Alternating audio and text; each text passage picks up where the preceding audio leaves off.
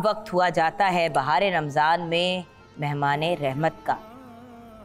एक मेहमान तो डेफिनेटली रहमत लेके आए हैं हमारे सेट पे, दूसरे मेहमान की मैं कोई गारंटी नहीं दे सकती व्यूअर्स।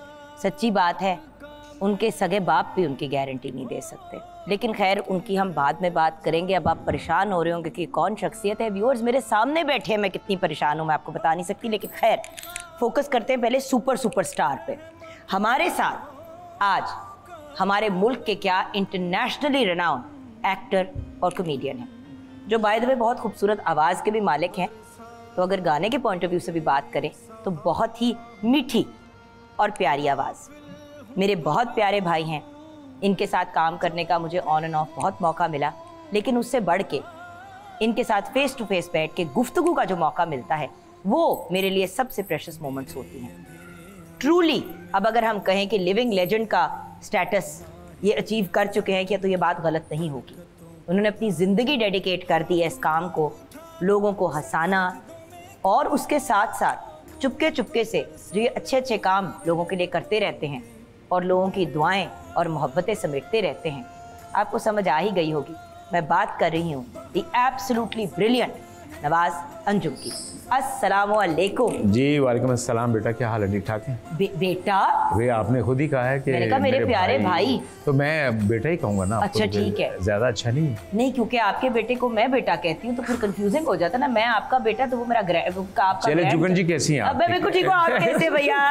देखिए हमारा तो अपना एक लाड है। हाँ स्वीट। और आपने मेरे गले जो एक अजाब डाल दिया, मुझे उसका जवाब आपसे लेना है 2 लम्हे बाद। जरा बता दूं कि कौन शख्स यहाँ पे बैठे हुए हैं जिनकी वजह से हम सब के पेट में रोजे की वजह से गुड़गुड़ नहीं हो रही, जनरल टेंशन की वजह से गुड़गुड़ हो रही है कि अब पता नहीं अब इस लड़के ने क्या हरकत करनी है, वो भी रमज़ान ट्रांसमिशन में। मजाक कर रही हूँ व्यूअर्स, एक बहुत ही बेहतरीन एक्टर, मेरा बहुत ही लाडला, बहुत ही प्यारा अहमद नवाज आज हमारे साथ है। अस्सलाम वालेकुम। जी वालेकुम अस्सलाम एंड बहुत शुक्रिया माँ, थैंक यू। और अच्छा बाय द वे मुझे प्यार से माँ बुलाता है। जी बिल्कुल, उसकी क्योंकि इसने मुझे कहा ना मैं आपको फुफ्फो बुलाऊं, मैं ब्रेक लगाऊंगी, फुफ्फो बुलाऊं, मैं तुम्हारी मॉम की तरह हूँ। अच्छा, तो कहता है तो वो मेरे भाई और प्यार से मुझे माँ बुलाता है। अजीब कुछ जंबल से मुझे हमेशा से उसने माँ बुलाया। अच्छा, मुझे खुशी तो इस चीज़ की है कि आपने माह रमज़ान में, बहार रमज़ान में हमें बुलवाया और मुझे बड़ी खुशी हुई है कि आपने तो बाहर लेके आनी थी, खिज़ां क्यों साथ लेके आए? देखो ये साथ साथ ज़रूरी है, पॉजिटिव एंड नेगेटिव है ना, दो चीज़ें तारे हों तो फिर करंट बनता है। तो कलेक्टिव करंट आया। जी हाँ बिल्कुल बिल्कुल ठीक है। लेकिन अहमद के बारे में आपको एक बात बताऊँ, इस लड़के को देखिए, नवाज भाई मेरे सीनियर हैं इन दी इंडस्ट्री, मैंने इनका स्ट्रगल का पीरियड और इनको स्टार्ट होते हुए नहीं देखा। माशाल्लाह से when I came into the industry he was an established artist. Ahmad को मैंने अपने सामने इस इंडस्ट्री में एंटर होते हुए देखा है और 1 सेकंड की सपोर्ट की हो इसके बाप ने इसकी, which I am very proud of. क्योंकि बात ये होती है कि जब आपका बच्चा मीडिया में आना चाहता है और आप खुद एक स्टार होते हैं, अगर आप उसको लेके आते हैं इंडस्ट्री में तो उस लड़के की फिर रेपुटेशन या उस लड़की की रेपुटेशन बन जाती है कि भाई ऐदा बाप या ऐदी माँ इन्हों ले लेके आगे बढ़ रहे हैं। इस लड़के को नवाज भाई ने स्ट्रगल करवा के अपने आप को इस्टेब्लिश करवाया। बिल्कुल आपकी बात 100% ठीक है जुगन जी। देखो मेरा मकसद तो था कि उस प्लेटफॉर्म पर लेकर आना, आप इस राउंड अबाउट पे आ गए हैं, यहाँ रास्ता आपने मुतय्यन करना है और आपने उस तरफ खुद निकलना है। देखो अगर कई लोग ऐसे होते हैं जो प्रोड्यूस भी करते हैं, अपने बच्चे को खुद हीरो भी बना के लेके आते हैं, लेकिन नहीं क्लिक हो पाते। मेरी आपसे कितना झगड़ा हुआ था जब एक दफ़ा ये मुलाकात हुई सेट पे, मैंने आपको जाके कहा, मैंने कहा आप क्यों नहीं उसको हेल्प कर रहे? तो आपने मुझे यही कहा था मैं ज़्यादा से ज़्यादा उसको अपने साथ शो पे लेके जाऊंगा, उससे ज़्यादा मैं नहीं कुछ करूंगा। और ये वाहिद ये ऐसा काम है जिसकी सपोर्ट सिर्फ एक दफ़ा हो सकती है, ये मैं आपको कैसी और बात एक ही दफ़ा पीटीवी पे आया था बस, फिर उसके बाद इसने खुद अपनी जगह बनाई है। जैसे मैं भी पीटीवी पे एक दफ़ा ही बस एंटर हुआ, उसके बाद अब दरवाजे खुद खुलने लगे। नहीं हम आपको बाहर निकलने नहीं देते ना वहाँ से, पर मसला ये है। लेकिन मुझे खुशी है मेरे बेटे ने स्ट्रगल की और इससे ना इंसान को ना खुशी होती है अपने तरक्की होने के एहसास की। वरना कोई भी माँ बाप जुगन जी ऐसा नहीं है कि जो अपने बेटे को अपने से आगे नहीं देखना चाहता, अपने बेटे को तरक्की करते हुए नहीं देखना चाहता। और तो आदमी कहेंगे कि यार नहीं यार इस बंदे को आगे नहीं आना चाहिए, ये कोई पाँव खींचेगा कुछ, लेकिन बाप चाहता है कि मुझसे मेरा बेटा आगे निकले और मैं स्ट्रगल से निकले, कि मैं क्योंकि उस प्रोसेस से निकला था तो इसको पता हो कि कदर व कीमत क्या है। और बाय द वे, जब इंडस्ट्री एंटर किए, जॉब कर रहा था अहमद? जी बिल्कुल। और सिंगर के तौर पे आए, बिल्कुल। फिर इनकी हरकतें ऐसी माशाल्लाह आला थी कि एक्टर और कॉमेडियन भी बन गया मैं साथ। मैं आज जो है वो आपके इस खूबसूरत ट्रांसमिशन में आज मैं डिस्क्लोज़ करना चाहता हूँ। मैं बेसिकली कभी ज़िंदगी में मुझे मौका नहीं मिला कि मैं जो है वो अपनी स्ट्रगल आप बता सकूँ सबको कि मैं क्या है, तो आज एक मौका भी है और अब्बा भी साथ हैं, आप मेरे साथ हैं। मेरे पे रब की बड़ी रहमत है और बड़ा करम है कि अब्बा ने मुझे एक राह दिखाया, आपने मुझे बड़ी मोटिवेशंस दी, आपने मुझे बड़ा जो है वो कहा कि आप इस तरह कर लो अहमद, आप इस तरह कर लो। तो ये मेरे लिए बड़ी ही ऑनर्ड है कि इस दुनिया में अगर कोई आपको सजेस्ट करे या आपको कुछ हिंट दे, कुछ करने का बताए, तो ये बड़ी एजाज़ की बात होती है उसके लिए। देखो तो, लेकिन अहमद एक बात ज़रूर कहूँगी, अगर इंसान में टैलेंट और पोटेंशियल ना हो, अगर कहीं आपको रेकमेंड भी किया तो सिर्फ ये कहा कि उसको भी चेक कर ले। मैं सीधी बात कर रही हूँ, मैं अपनी सगी औलाद के लिए भी ये ना कहूँ कि इसको रखें। मैंने आपके लिए भी हमेशा सिर्फ ये कहा कि भाई Ahmad Nawaz is a good option. और हुआ ये कि आपकी काम और उसके साथ साथ प्रोफेशनलिज्म। देखो अहमद, बहुत से यंग लोग इस फील्ड में आते हैं और जब वो एक बड़े बाप के बेटे होते हैं ना, तो उनमें एक आकड़ होती है कि हम जब मर्जी आए जब मर्जी जाएं। ये सबसे पहले पहुंचता है सेट पे और नवाज भाई सबसे एंड में निकलता है। और बात है कि खलंटरपन भी चल रहा होता है, लेकिन ही इज वेरी प्रोफेशनल।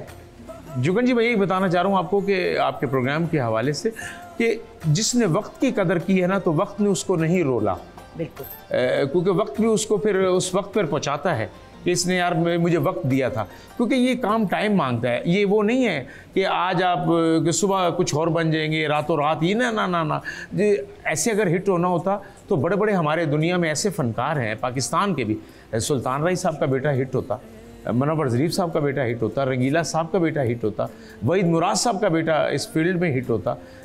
तो ऐसे हमारे पास कई, लाला सुधीर साहब का बेटा, बदर मुनीर साहब का बेटा, सारे हमारे जो लेजेंड, जो हमारे सुपरस्टार हैं, उनके बेटे क्यों ना क्लिक हुए। सिर्फ क्या है कि उनके माँ बाप ने उनकी स्ट्रगल की हुई थी, वो पीरियड गुजारा हुआ था स्ट्रगल का।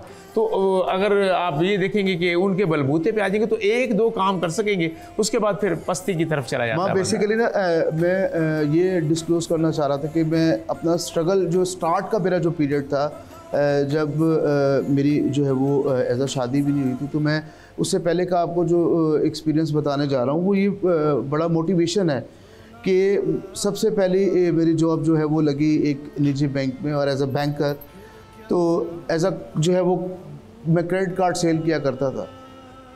I remember। और मैं पैदल ट्रैवल किया करता था, लेकिन मुझे आज भी वो याद है कि मैंने उन पैसों से अपनी मोटरसाइकिल खरीदी। उस मोटरसाइकिल के ऊपर मैं ना काले कलर का हेलमेट लेके चाहता था कि यार किसी को मेरे आंसू नजर ना आए, और मैं रोता था। अब समझ आती है कि अब्बू ने क्यों इस स्टेज से आपको गुजारा, क्योंकि सीधी बात है अहमद, अगर ये ना करते तो हर बंदा यही कहता कि बाप ने खुद तो मेहनत करके आया तो इसको एमी सिल्वर। और सीधी बात है बेटा, हम सब ने स्ट्रगल किया। आपको पता है कि मैंने यूनिवर्सिटी में, मैं अच्छी खासी वेल्थी फैमिली से बिलोंग करती थी। मैं जब कनाडा गई यूनिवर्सिटी, आपको पता है मैंने वहाँ पे जमादार का काम किया, मैं वहाँ पे पोछे लगाती थी डॉर्म्स के अंदर। तो बेटा इसीलिए ये डिज़ायर थी।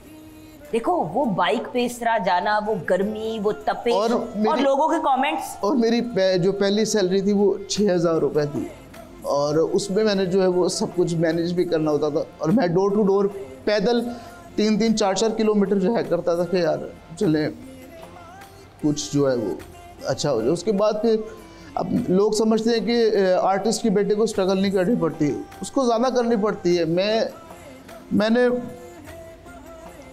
नेट की डिवाइस भी सेल की है, मैंने पता नहीं क्या क्या किया, मैं पैदल बहुत घूमा हूँ, मैंने बड़ी स्ट्रगल की है। इस फील्ड में आने के लिए। उसके बाद फिर जब मैंने अब्बा ने मुझे फर्स्ट चांस दिया उसके बाद तो फिर मैंने पीछे मुड़कर नहीं देखा।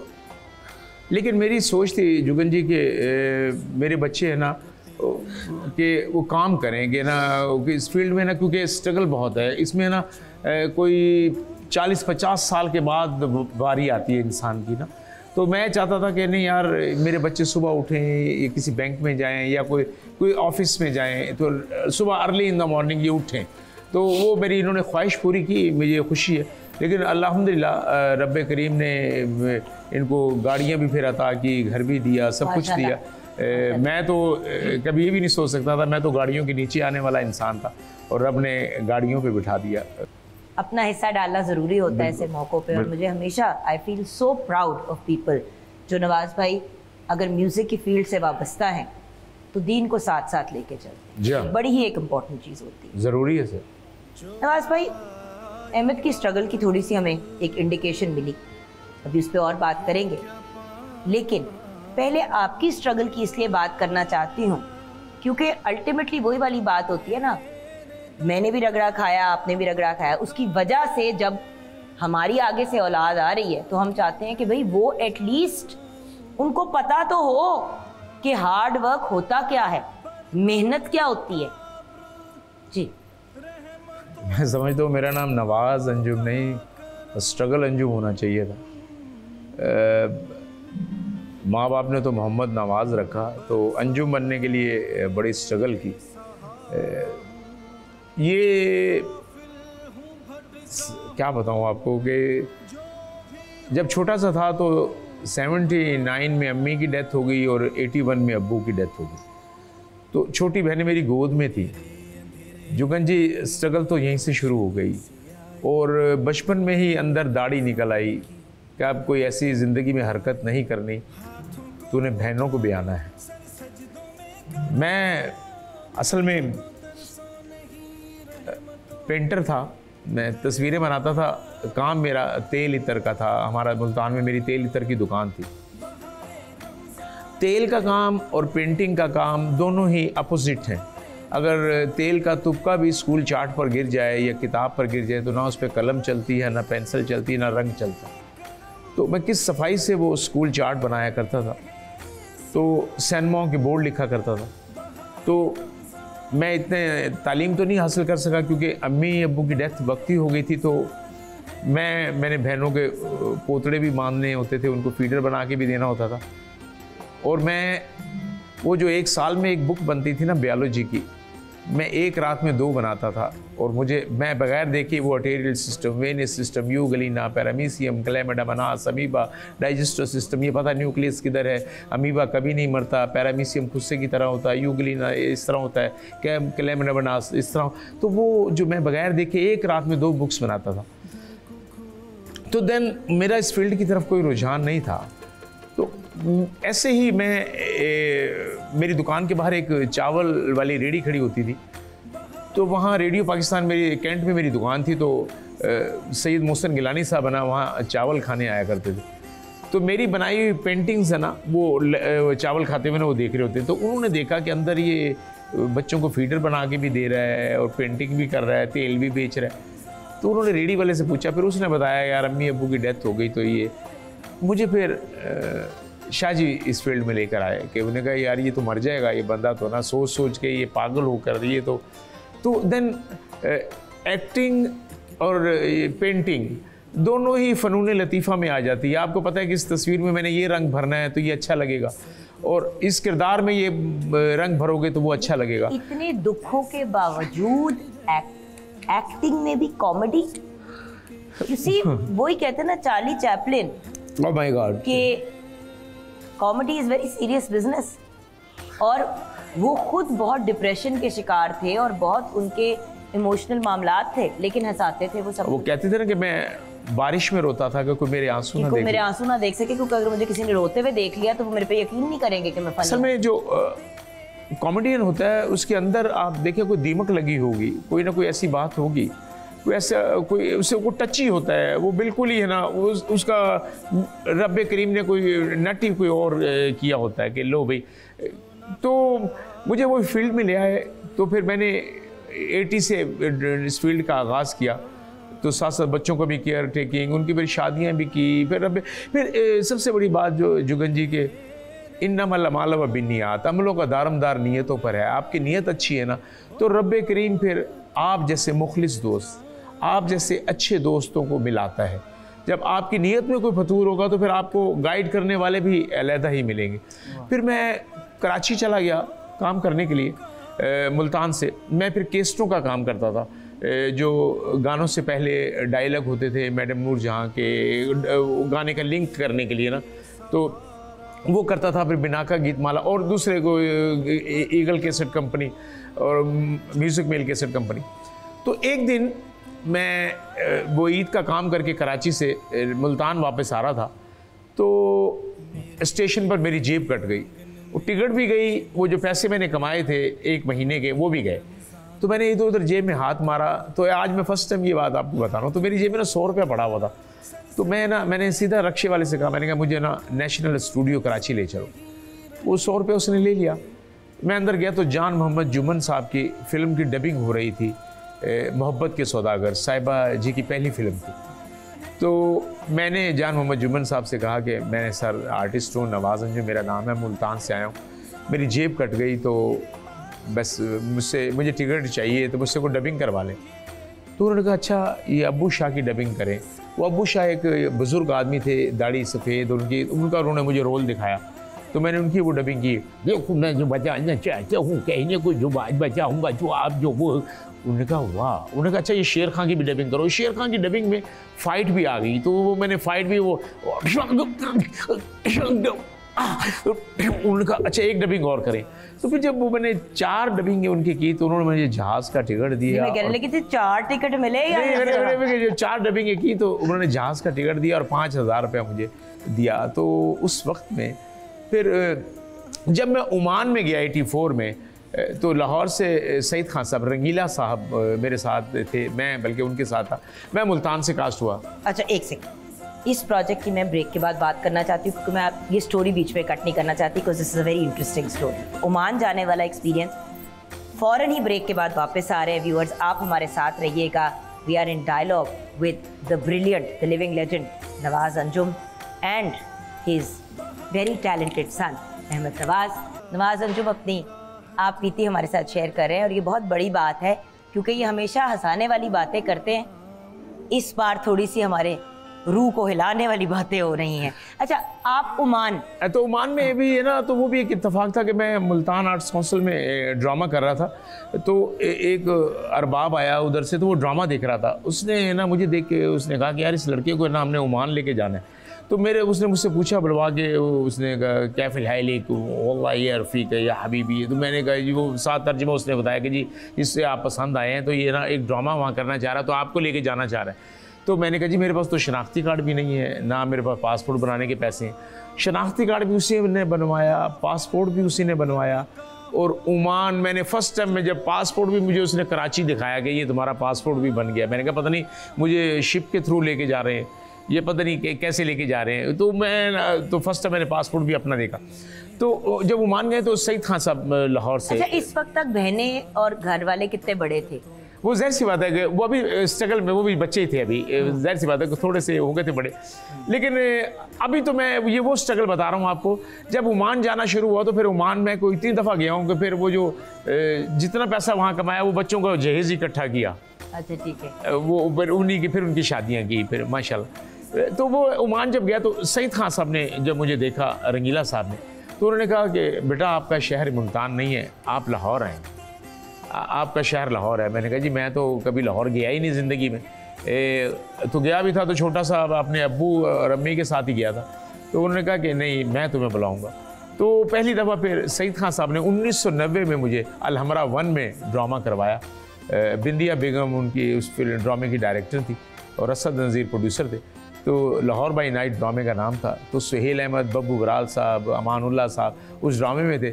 फिर वो ऐसा इत्तफाक हुआ कि फिर इरफान खुसर साहब ने बेटा बना लिया। फिर 18 साल उनकी एडवर्टाइजिंग कंपनी में काम भी किया। इस सरमद को, फिर इस सरमद तो फ़िलासफ़र बनना चाहता था, फिर सरमद को शौक़ डाला कि भाई इस तरफ आओ, ये इतना जो सामान है। अब पापा पहले ऑडियो का ज़्यादा काम करते थे इरफान साहब, तो फिर उसके बाद फिर ह्यूमैटिक की तरफ आ गए, तो फिर वो मैं तारफ़ी प्रोग्राम भी फिल्मों के बनाता था, तो then this is too much struggle.